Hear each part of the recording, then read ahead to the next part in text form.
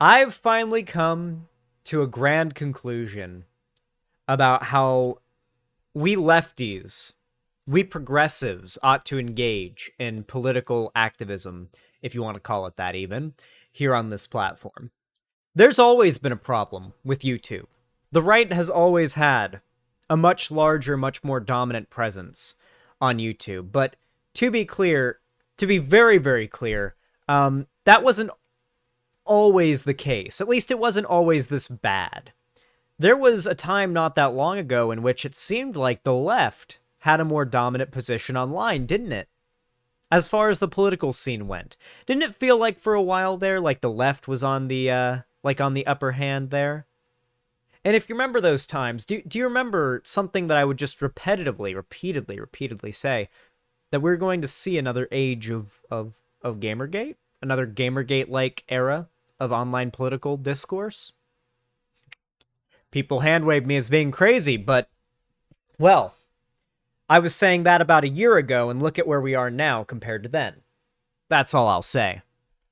Judge my predictions accordingly. With that said, I'm tired of talking about when or if or how correct I was when it came to the, next Gamergate or whatever you want to call it. I'm tired of that. It's pointless, not really worth doing that anymore. Conversation's not worth having. It's too late now. I want to talk about why this happened. What is the issue with left-wing online political engagement? Not in regards to, the people on Twitter and whatnot, but I mean, the content creators, like me, Shark, Vosh, ContraPoints, Abigail Thorne, etc., compared to the likes of The Quartering, Nat Walsh, Ben Shapiro, Blair White, Alex Jones, etc., right?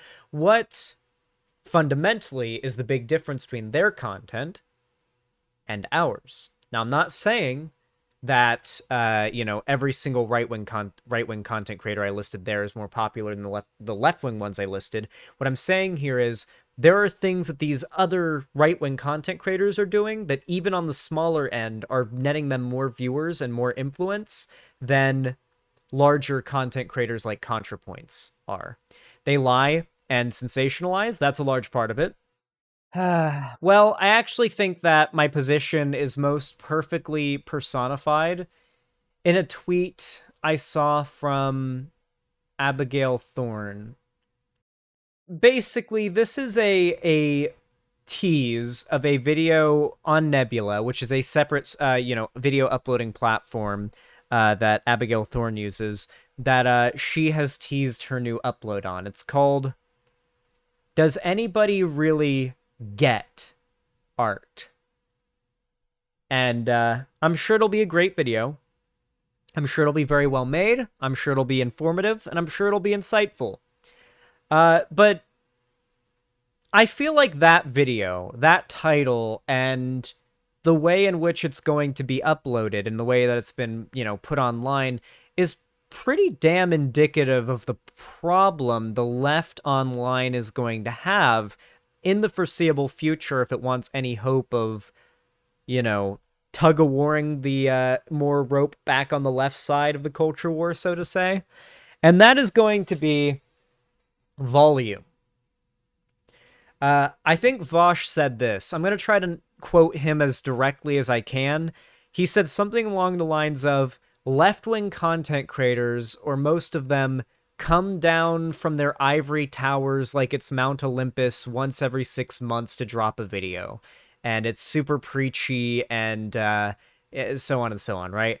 The quote was something along those lines. And frankly, I could not agree more with him. He was one, holy shit, true as fuck. And that statement couldn't be made any more obvious than this screenshot right here. A video that Abigail Thorne has uploaded to Nebula, which is a separate streaming platform that does not have anywhere near as much ability for more people to see it. That is for the foreseeable future exclusive to Patreons. So thus there's a massive barrier of entry just to get into the content. And not only that, but once it does go up public on YouTube, the title and the thumbnail, I mean, I don't know what the thumbnail is, but the title is quite pretentious and, you know, it will no doubt be somewhat preachy, right? Which is natural, right? Left-wing content that is educational, which a lot of it tends to be, does tend to be preachy, and in some cases, it does even come off as morally superior. That is not Abigail's fault. I don't think that means she needs to change her content, and I don't think it means that she needs to have any negative vibes sent her way whatsoever. This is not a condemnation in any way, shape, or form of Abigail Thorne. All I am doing is pointing out a simple fact, a simple comparison in the ways that conservatives online make their content, and the way that the left does. People like Abigail Thorne and ContraPoints, well, they upload a video a day. Or sorry, not a video a day. They upload a video every 6 months, to every 3 months, to every 4 months. Same goes for H-Bomber Guy. Same goes for before she stopped making content because of the woke scolds, Lindsay Ellis. Same goes for basically the entire, like, the big pantheon of the big bread tubers, Sean and Jen, etc. Like, they upload, like, once a year. You know? Like, once a year. Once every 6 months, maybe. Which is pretty much once a year. That was pretty much the norm. Now, I'm not saying the content wasn't worth the wait, but, you know, once a year. Now, if you go to a conservative channel, well, look at that. 8 hours ago, 9 hours ago, 14 hours ago, 1 day ago, 1 day ago, 1 day ago, 2 days ago, 2 days ago, 2 days ago. And then this is the I Have Been Silenced video where he made a clickbaity, shameless, desperate video for attention because he got laryngitis and he couldn't speak for like 3 days. So then he's back a couple days later, back to making videos. And of course, he took a tiny view dip in that time. But so this guy's uploading a lot. Okay? This guy's uploading a lot, and this is not even the most egregious example of conservative content dumping. Conservatives also have a lot of funding, Xan. Yeah, it's a lot. That's part of it, too. They're able to dump this much content because of the money. But I'm not making any condemnations whatsoever towards other content creators that are doing their own thing. That's their business, and I'm not judging them. They make great content. Most of the examples I've listed here make great content, and I wouldn't change what they do at all. Not if I had a button that would instantly change what they do. I wouldn't hit that button because I think they ought to do what they want to do, right? So, all I am doing, though, is pointing out the difference in what is working for the right and what isn't working for the left.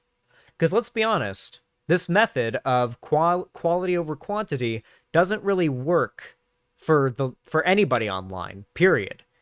And quantity over quality seems to be what people who are trying to get political information desire. At the very least, if you're trying to win a culture war, it's what they desire. If you're trying to win over the broad majority, the normies online whose constant barrages of comments on Twitter generally shape the climate of, political online discourse. If you're trying to convince those people, well, it's going to require high-volume content. And certainly what I do, what Shark does, what Vosh does, what any other lefty political streamer does, certainly does result in higher yield content, but nowhere near the kind of yield these conservative channels push out. That's what I think needs to change. That's what I plan to make a change with on my channel. I plan to seriously increase my yield of videos because frankly, it's the only way you can get by in the YouTube algorithm. It's the only way that your political views can outshine the political views of the psychotic conservative grifter who is trying to drum up a career off of a bunch of horny teenage boys who haven't lost their virginities yet, who are mad about women in their video games. So, why am I talking about this? Why am I bringing all of this up? What am I doing here? Well, I want to talk to you guys about what caused the previous fall of the right online culturally in their dominance, and how we can learn from that to make that happen again in the future.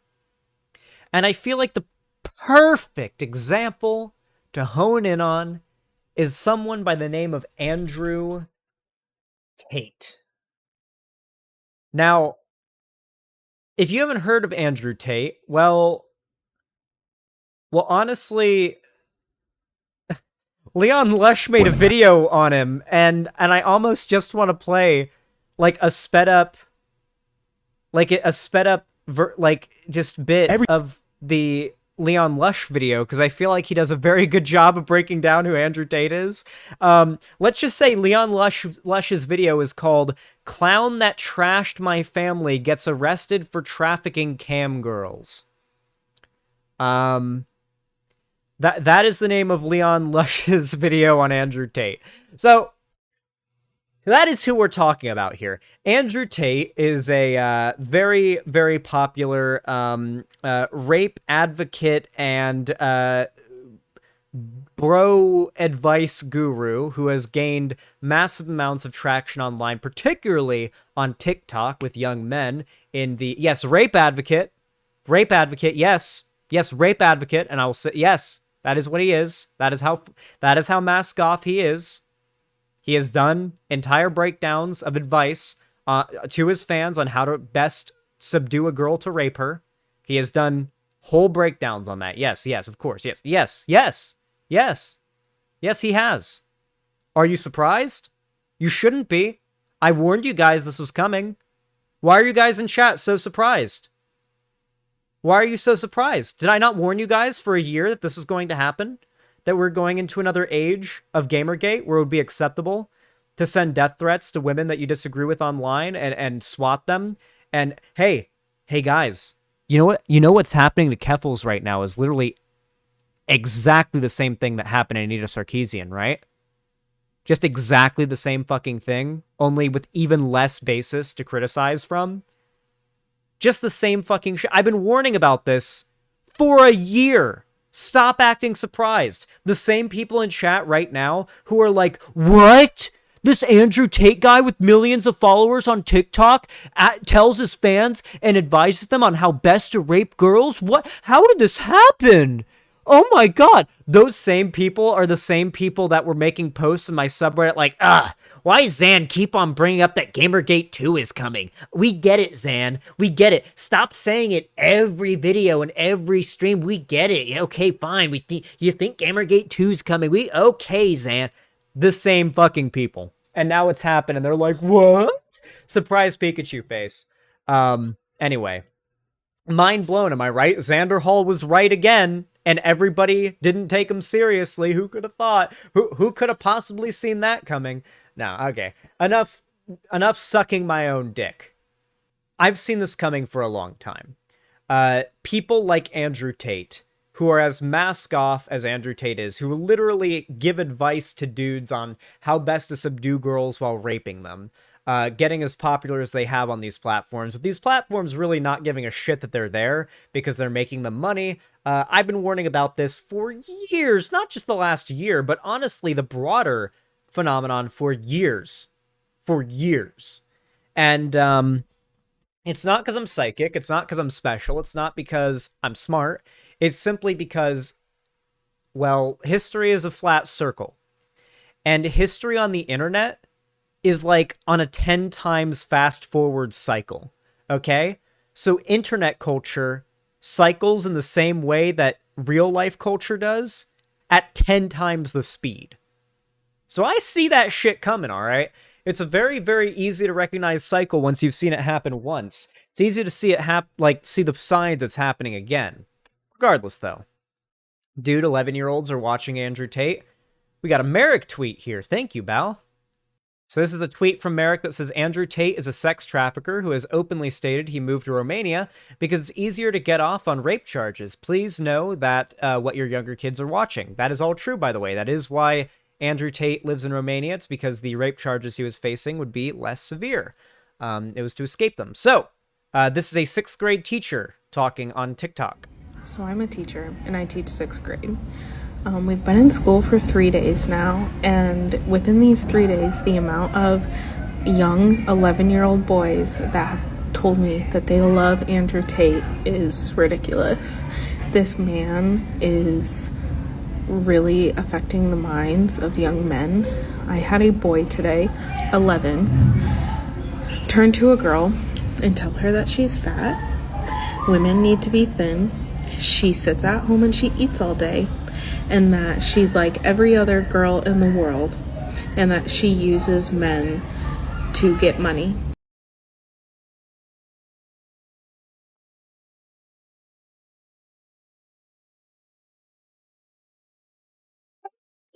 Imagine a fucking 11-year-old saying to another 11-year-old, you use men to get money. Oh my god. Oh. Where are the parents watching Blaze TV in the living room?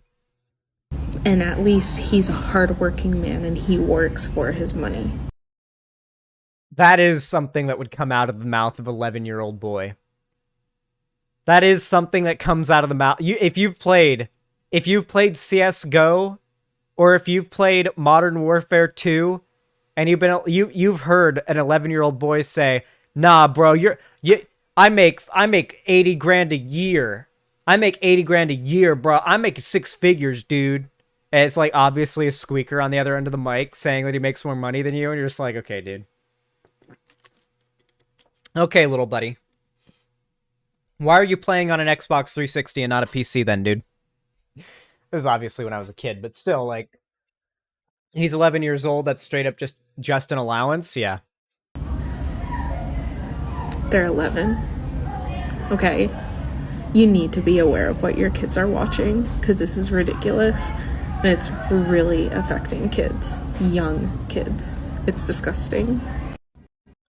And it makes sense. I know it sounds ridiculous that an 11-year-old boy would find any reason to watch Andrew Tate, of all people. Why would 11-year-old boys be looking for dating advice and advice on hooking up with girls and manosphere stuff? Well, I'm sorry, but most parents are treating the internet like it's their daycare. Most parents nowadays have just figured out that the internet will entertain your kid way better than a nanny will. You leave your kid on the computer and go out to dinner for the night, your kid's probably not getting off the computer to go stick a, I don't know, like a fork in a power outlet or something. They're going to be locked on that fucking computer, watching YouTube videos and playing video games. And because of that, modern day parents treat the internet like a fucking daycare. They treat it like a babysitter. And TikTok is, without a doubt, probably the most popular babysitter in all of America right now. So yeah, there are a ton of kids much older and much younger than 11 years old who are very, very, very impressionable, who are watching the likes of Andrew Tate, and you better believe worse on TikTok and on YouTube. And TikTok, you better believe, is where it's happening pretty damn hardcore. I'm gonna be having Cherry start to push my content on TikTok a lot harder in the future. Now, Andrew Tate, real big piece of shit. That, I feel like that's a really good intro on the guy. However, I actually want to I want to take us back in time. Can I take you guys back in time? Back to the original fall of Gamergate 1. Who here remembers Davis Sereni? Who remembers Davis Sereni? Well, he wasn't one of the most overwhelmingly popular conservative anti-feminist figures, but he was a popular one. And, well, I think he was really Arini. So Davis Arini. I'm sorry. Well, he's fucking irrelevant. I'm pretty sure he's fucking dead, okay? What, is he gonna rise from the grave to come tell me that I got his name wrong? I haven't heard of that guy in so long. I'm pretty sure he's literally actually fucking dead. Anyway. Yeah, it's a skull guy. With that said, Davis Sereni, well, he kind of got absolutely fucking dunked on by H-Bomber guy. Listen, I'm going to show you this video. It's called The Sarkeesian Effect, A Measured Response. And it's from H-Bomber guy, and I've heard this video. Now, this video wasn't too influential to me and my getting out of the right wing or anything like that, but I've heard this video in particular cited as the video that helped them realize the manosphere, MGTOW, men going their own way, men's rights activist stuff was all a fucking joke, was when H-Bomber guy dunked on this guy. And if you know anything about Andrew Tate, let's just say you might notice a few similarities. Let's go ahead and take a look at the video. I'll speed it up to 1.5 speed, just because we don't need to sit here and watch a whole H-Bomber guy. It's only 7 minutes long, but we don't need to watch the whole H-Bomber guy video at normal speed, so I'm just going to play it very fast and point out the parts of this video that are so important and exactly why I want to talk about this when I did now. So, let's do it. Are you worried about video game feminists? Well, now for the low, low price of $15,000 a month for an undisclosed amount of time, yes, you can be a part of gaming history and make two dudes have more money than before. Help Jordan Owen and David Serini afford a new camcorder and maybe some fucking makeup. She's a professional victim, I tell you. She fled her home and she's a professional. Those things are technically accurate, goddammit. $15,000. Why would I waste money on a mere feature-length documentary when I can watch Jordan Owen ranting on his couch about Anita Sarkeesian for 14 fucking hours for free? But now we have to go on the run. The feminists dropped Davis in the forest and he doesn't want to get dirt on his turtleneck. Come on, Davis, we have to— No, stop lecturing me about ethics, we have to get out of here, and can you please stop trying to start a forest fire? $15,000. I can't wait to be told what to think by this guy. I mean, he has such amazing thoughts about ethnic minorities. You should be absolutely furious with the niggers. Not the blacks, the fucking niggers. Whites. I'm on Twitch. Whew. Jesus Christ, I forgot he says the N-word in the video. Jesus. Yeah, so, by the way, for any of you that think that Andrew Tate going mask off and detailing to his audience how to rape women, or being a known sex trafficker and having millions of followers, if you think that's like crazy and new, that's what this guy was just saying in his videos back in 2016. Like, that's what it was like back then, just dropping hard R's in your videos.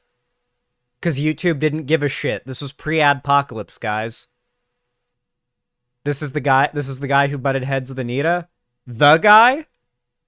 As in, like, the only guy? Might need to brush up on your Gamergate history, my friend. Had been working for the past several hundred years to eliminate slavery throughout the globe. And even when we bought the black slaves, we treated them extremely well. Oh, of course he has a trilby, of course, why wouldn't he? I mean, what else would you hang on your novelty toy skull? $15,000? But don't worry though, these guys are totally cool with women. Hell, women love them, they get plenty of ass. At the strip club. And I'll tell you right now, my favorite dancer at my favorite club is Molly at Tattletales. Go look her up and you'll find out why. But enough of that bullshit, all this talking about murdering video game women's making me Ayn Randy! If you know what I'm fucking saying! That was a pun! To talk about objectivity, the hottest legs in Atlanta just walk down the sidewalk outside. What did the guy that wore a tattoo have to say for himself? $15,000 a month. So, are you starting to realize why I decided to show you guys this particular video?